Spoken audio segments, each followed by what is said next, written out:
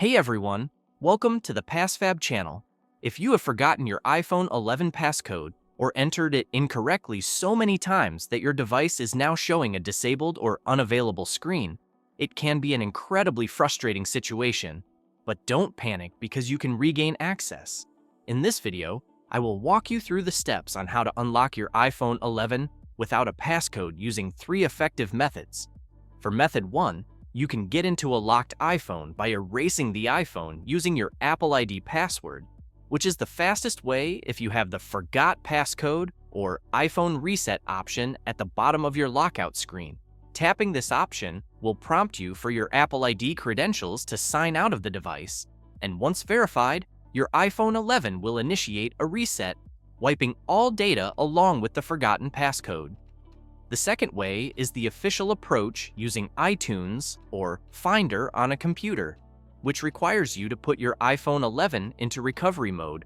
Once connected to your computer, iTunes will detect the device in recovery mode and provide a restore option that downloads the latest iOS firmware to wipe the device and remove the passcode.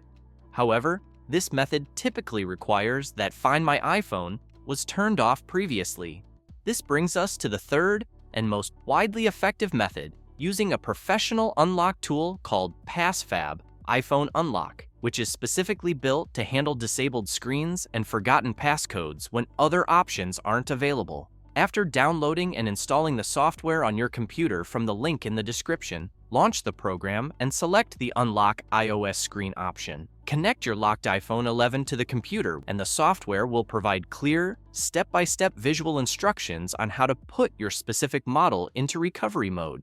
Once recognized, click Download to get the latest firmware package, and then hit Start to Remove to begin wiping the device and removing the passcode entirely. Please keep in mind that all of these methods will erase all data on your device as part of Apple's security design, so it is always best to maintain regular backups.